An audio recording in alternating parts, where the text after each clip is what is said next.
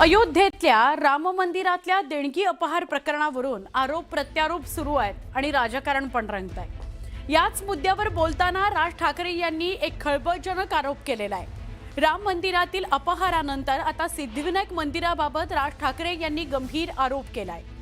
सिद्धिविनायक मंदिरात दरवर्षी 18 कोटींची चोरी होते असा आरोप राज ठाकरेंनी केलाय। सिद्धिविनायक मंदिरातील दानपेटीतील चोरीबाबत वरिष्ठ पातळीवर चौकशी करण्यासंदर्भात उपमुख्यमंत्री एकनाथ शिंदेंना पत्र राज ठाकरेंनी दिलेलं होतं, जे वाचून दाखवलं। इतकंच नाही तर राम मंदिरातील अपहार प्रकरणावरही त्यांनी भाष्य केलं। राम मंदिरातील दानाची चोरी होतेच कशी? दान चोरीवर पंतप्रधान नरेंद्र मोदी का काहीच बोलत नाहीत, असा सवाल राज ठाकरेंनी केला।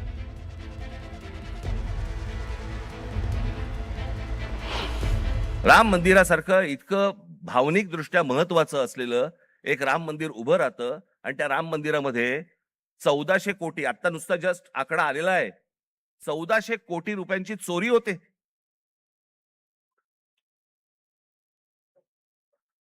आणि याच्यावरनं सरकारमध्ये असलेले कोणीही त्याच्यावरती बोलायला तयार होत नाहीत।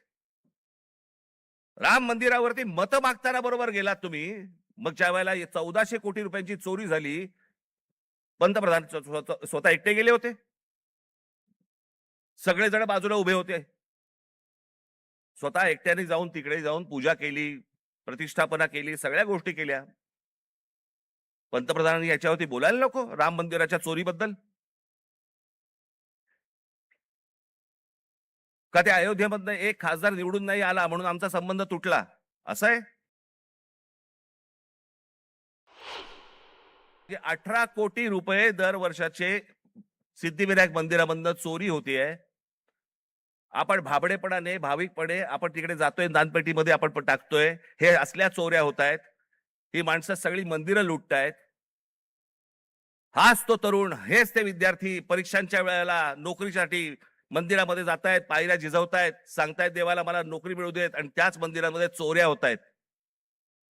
तिकडचेच विश्वस्त चोऱ्या करतायत, तिकडचीच माणसं चोऱ्या करतायत। हा आमचा धर्म, ही आमची धर्माची मंदिरं। सरकारवरती विश्वास ठेवता येत नाही म्हणून मंदिरात जावं, तर मंदिरावरती विश्वास ठेवता येत नाही। ही जर समजा देशाची परिस्थिती असेल, होईल काय? रस्त्यावरतीच उद्रेक होईल। आज अनेक गोरक्षक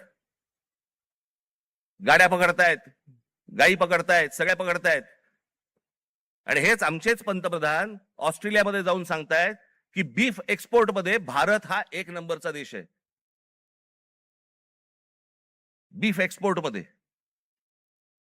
ते कापल्याशिवाय होणार आहे का एक्सपोर्ट मध्ये आपण 1 नंबरचे?